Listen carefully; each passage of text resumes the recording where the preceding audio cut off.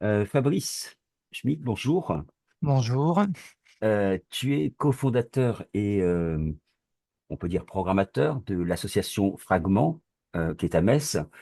Euh, L'occasion de cet entretien, c'est deux concerts à venir très prochainement, les 14 et 18 mars, mais d'autres sont à suivre. Et puis on prend un peu d'avance parce que l'an prochain sera, si je ne me trompe pas, le 25e anniversaire de l'association Fragment. Effectivement. Est-ce que tu peux nous raconter un petit peu ce qui a présidé à la création de cette association, comment ça s'est créé, comment ça s'est fait. Hmm. Alors déjà, c'est le donc on est né, l'association est née en 2001 et c'est le heureux hasard d'une rencontre avec Jean-Philippe Gross, maintenant connu en tant que musicien sur différentes scènes internationales, mais qui à l'époque était étudiant à l'université de Metz et que voilà, j'ai pu rencontrer au travers de mes activités que je pouvais avoir au sein de l'université. Nous avons sympathisé et aussi fait le constat que bon, ça manquait un peu de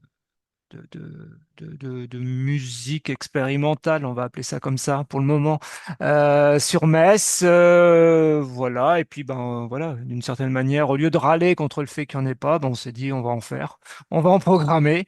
Et puis voilà, ben, on a monté l'association tous les deux.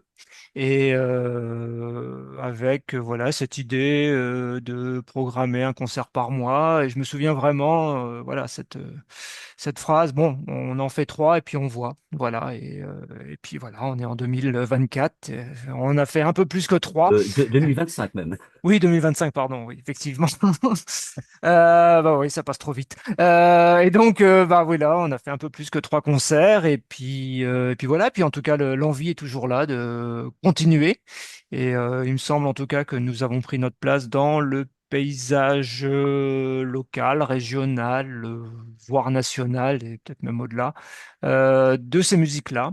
Et, euh, et voilà, bah, tant qu'on a l'énergie, l'envie, les moyens, on continue. En tout cas, on met tout en œuvre pour proposer des formes assez diverses de musique, voilà, qui restent effectivement dans le champ de l'expérimental, mais on a quand même une acception assez large de cette définition-là, de toutes ces musiques de création, musique nouvelle.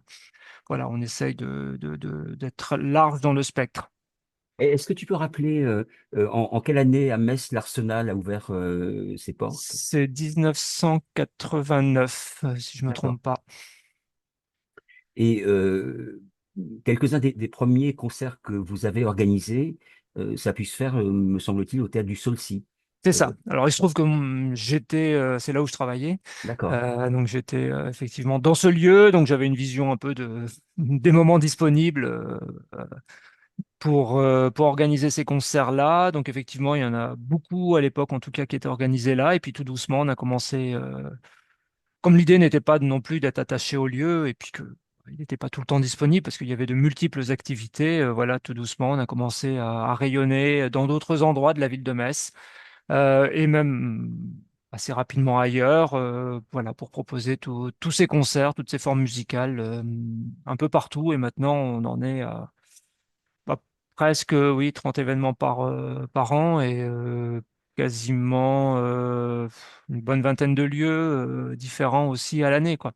C'est-à-dire que systématiquement, alors un vrai challenge que de réussir à le faire, un vrai plaisir que de le faire, avec aussi ben, quelques difficultés forcément, qui est de changer d'endroit à chaque fois. Et Mhm. donc de s'adapter à ces différents partenaires, que ce soit une simple mise à disposition d'un local jusqu'à ben, des partenariats plus conséquents avec des institutions. Le théâtre du Saulcy, je crois, est rattaché à l'université de Metz, c'est ça? Oui, oui, l'Université de Lorraine maintenant, puisqu'on a Ouais. l'université a fusionné. Mhm. Et donc, c'est un grand établissement. Oui, voilà, c'est effectivement, Est-ce il appartient à l'université. est-ce à dire qu'au début, en tout cas, le public était majoritairement composé d'étudiants et d'étudiantes? En tout cas, c'était un public. qu'on visait. Ils venaient en partie, mais pas que, hein, dès le départ. Un petit peu aussi comme dans ce que je pouvais faire moi au sein du théâtre du Solcy. C'est-à-dire on essayait de mélanger, de croiser les publics. C'est-à-dire aussi bien les gens de la ville que les gens de l'université, hein. Et l'université, c'est des étudiants, mais c'est aussi du personnel. Et voilà, donc on essayait de mixer tous ces deux publics-là. Et mais effectivement, on avait une un grand réservoir d'étudiants qui venaient nous voir.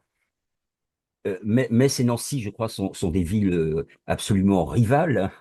Mais est-ce que la proximité, elles sont pas très éloignées non plus, est-ce que la proximité du Centre culturel André Malraux à Vendeuvre et Nancy et du festival dont le nom Musique Action, Musique Action ont influencé d'une certaine manière la création de fragments?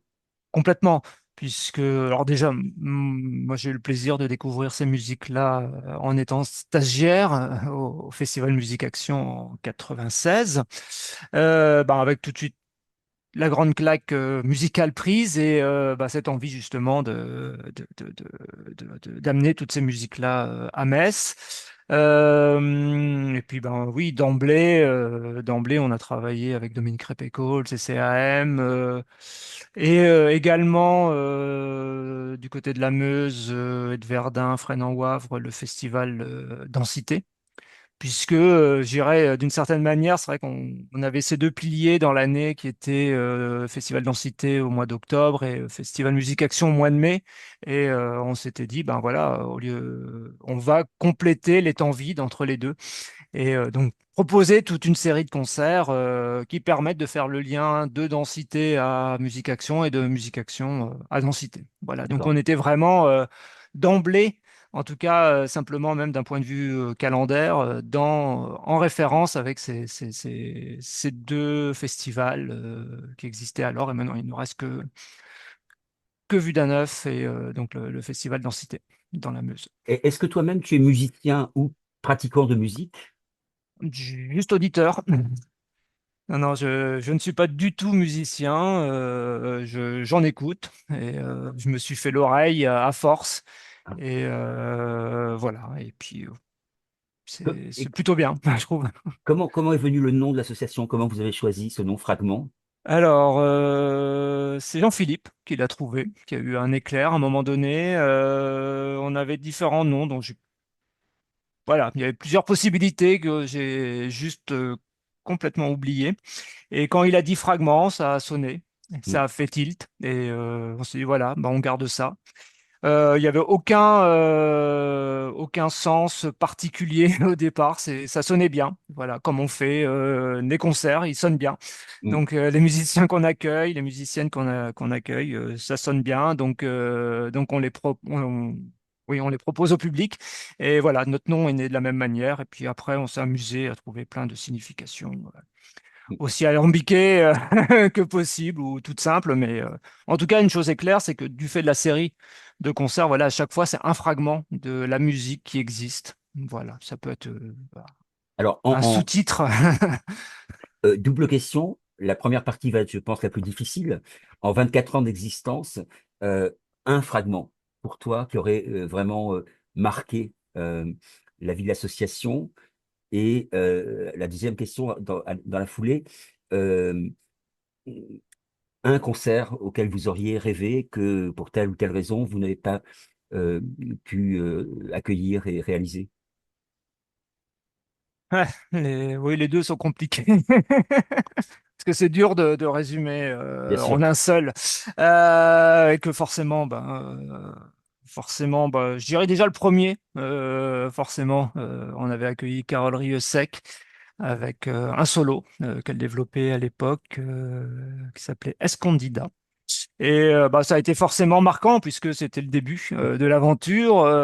Voilà, en tout cas pour nous, c'était déjà, on se situait dans une certaine exigence, en tout cas de programmation et une qualité sonore développée. Et voilà. Et puis bon, bah, comme on continue à avoir des bons rapports, en tout cas, Carole Rieussec et entre autres son duo Christophe Carole avec Jean-Christophe Camps continue à être programmé dans notre programmation assez régulièrement. On est en contact très très très souvent.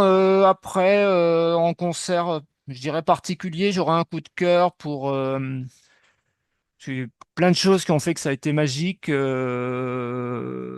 C'était le concert de Charlemagne Palestine avec Perlonex à l'église Sainte-Thérèse que nous avions pu faire au mois de juillet de je ne sais plus quelle année.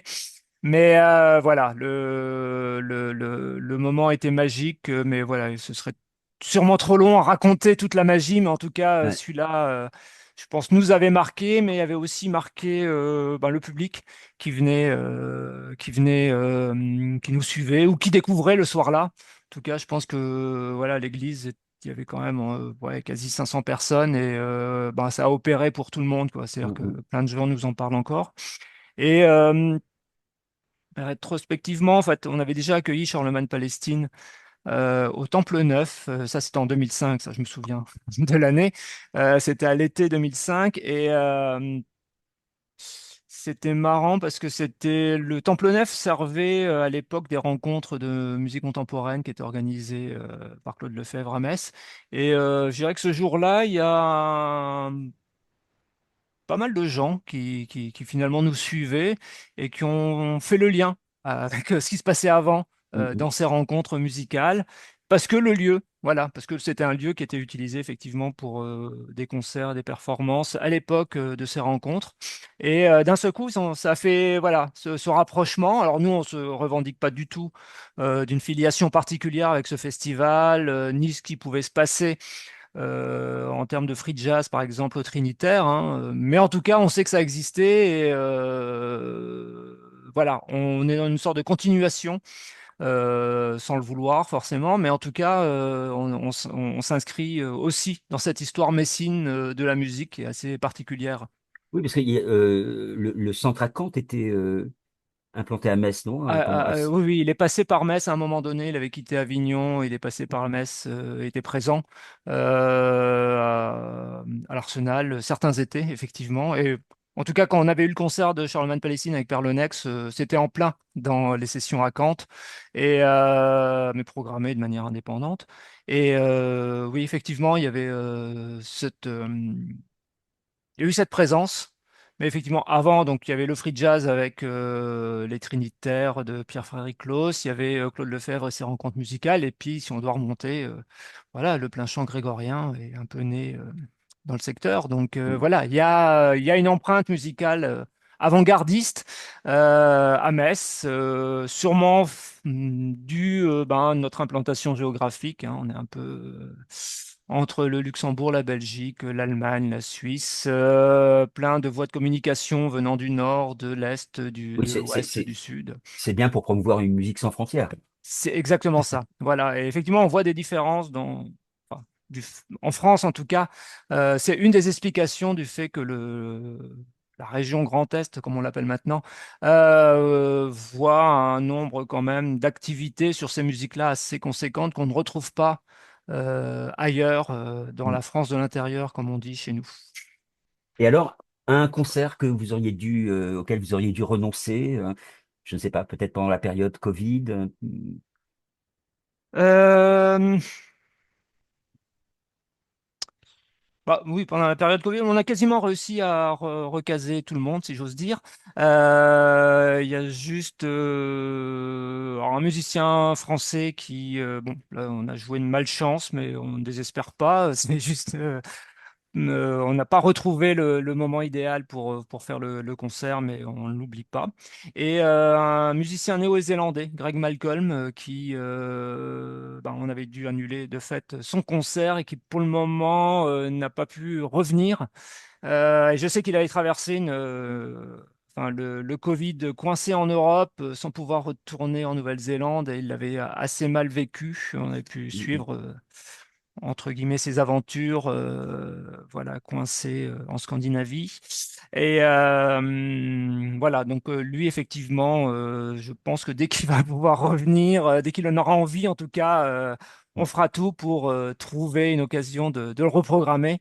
Et voilà, ça c'est effectivement un concert qui vraiment n'a pas pu avoir lieu, mais bon, c'était vraiment indépendant de notre volonté. Après, faudrait que je réfléchisse. Il y a sûrement d'autres concerts qu'on n'avons pas réussi à faire, soit pour des questions financières, soit pour des questions de moyens, d'une salle qu'on n'a pas trouvée ou d'une date qui ne nous arrangeait pas, ou à l'inverse, quand on a fait la proposition d'une date, ben, ça n'allait pas pour le ou les musiciens. Donc voilà, mais ça c'est le lot commun et assez courant Mm. de notre association et du fait, comme je le disais tout à l'heure, qu'on soit nomade, hein. C'est-à-dire qu'il y a quand même beaucoup de fois où on ne trouve pas le bon lieu. Donc, on ne s'aventure pas non plus. Alors, on aime bien faire des expériences, mais on essaye de faire en sorte que tout soit bien balisé, histoire que nous ne soyons pas en danger, que les musiciens ne soient pas en danger, que le public ne soit pas en danger, que voilà, qu'il y ait une osmose qui se passe au bon moment, au bon endroit. Mm. Voilà. Donc, on ne se lance pas dans des aventures complètement folles. On reste très raisonnable là-dessus, mais ce qui nous permet de vraiment tenir sur la longueur. Alors, vous présentez des concerts exceptionnels. Pour autant, je crois que le prix des places est tout à fait abordable. On essaye en tout cas effectivement de rester très très très bas, oui. Quelles sont, donc, en dehors de ce qu'on appelle la billetterie, quelles sont les aides, les subventions qui permettent à l'association Fragment de tenir cette programmation ambitieuse? On est aidé par quelques collectivités, hein, que ce soit la région Grand Est, le département de la Moselle, quelques aides qui viennent de la ville de Metz et de certains de ses organismes, dont les bibliothèques médiathèques, entre autres.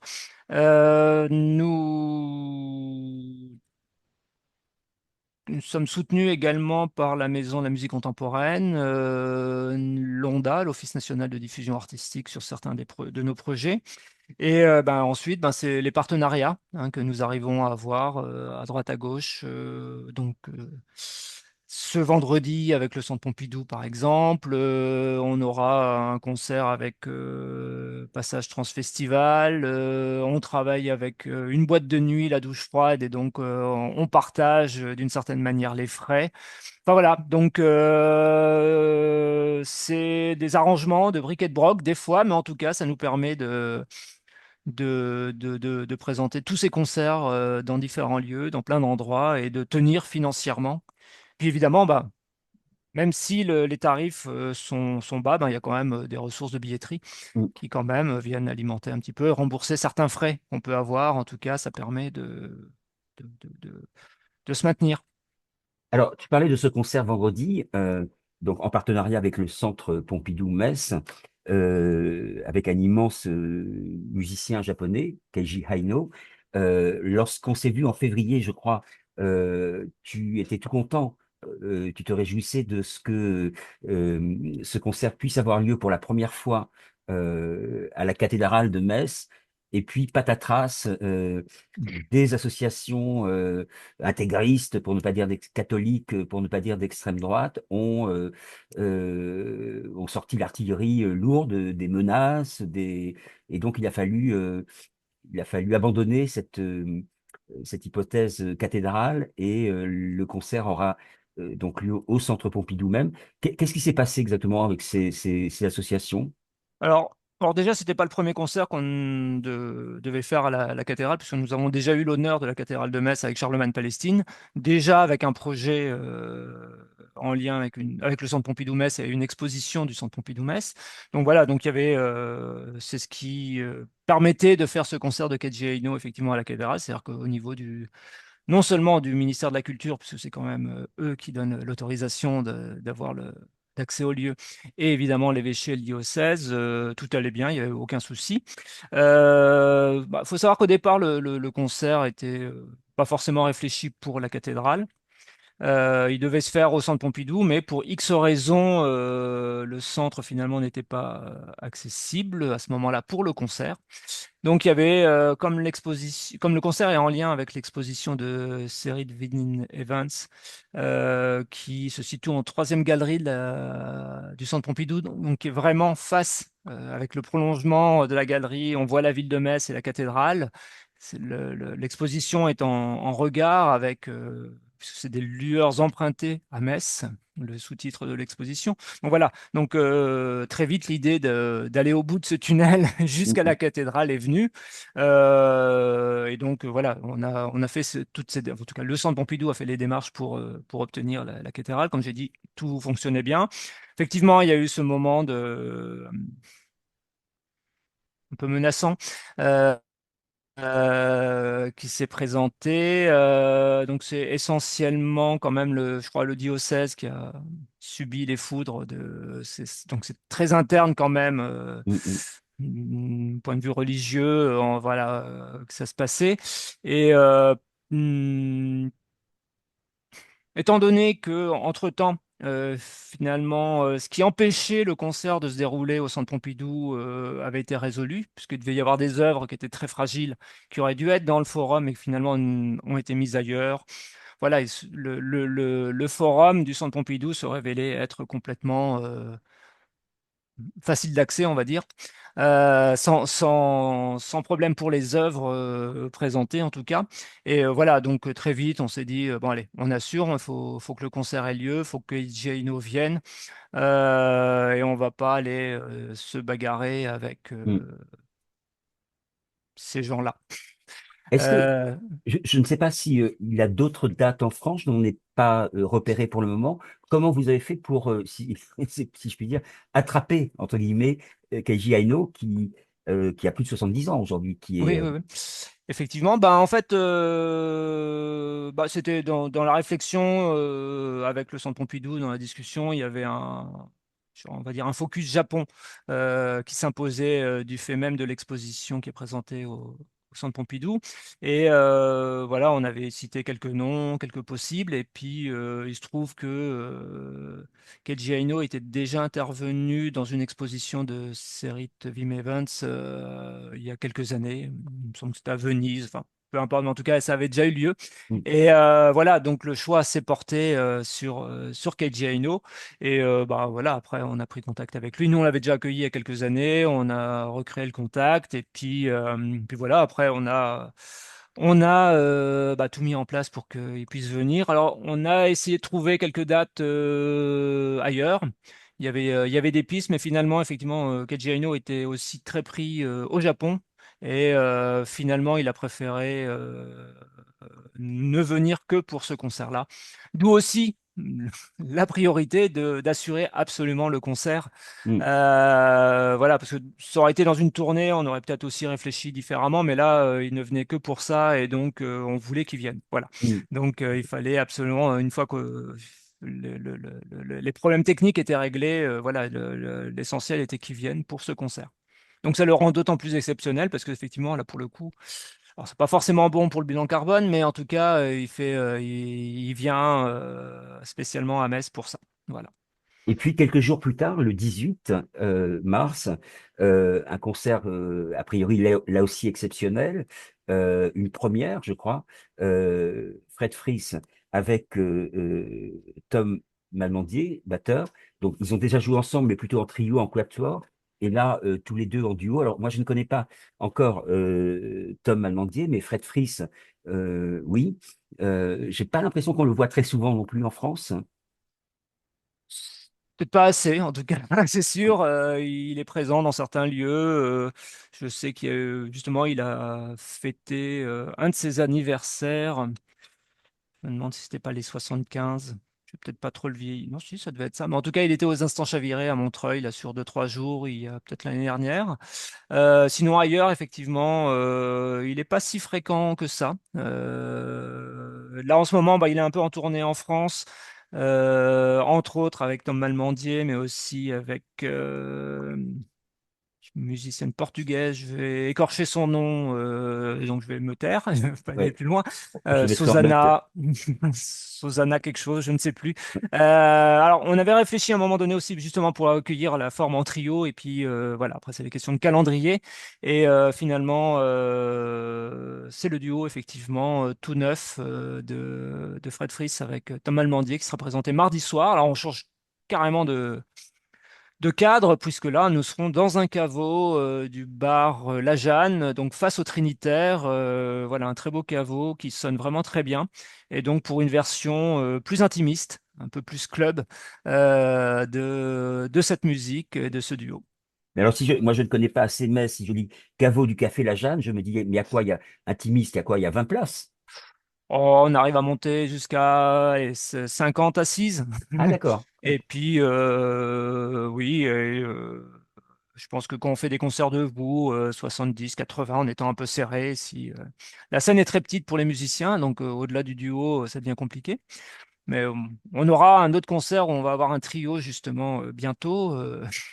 Ce concert est sur scène, mais en tout cas, c'est un charmant lieu et avec pour le coup un patron qui est plutôt un bon allié, puisque voilà, nous avions tenté quelques expériences dans son bar et lui, il a apprécié non seulement la qualité de la musique proposée, le fait qu'il y ait du monde et que ça amène vraiment un public. Voilà, il sent le sérieux qui est derrière.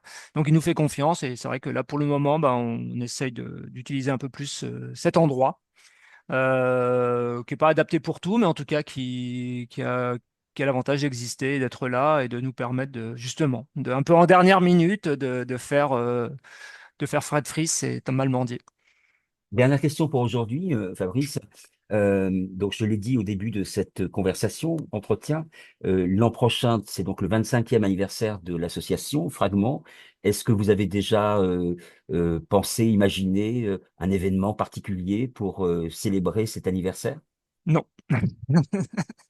Non, non, je me méfie des anniversaires parce que souvent, enfin, en tout cas, les fastes de certains anniversaires, parce que souvent, il y a justement beaucoup d'énergie qui est mis dans ces célébrations. Et puis après, enfin, j'ai déjà pu observer que certaines structures, associations s'écroulaient assez rapidement parce que ça avait pris trop d'énergie. Donc voilà.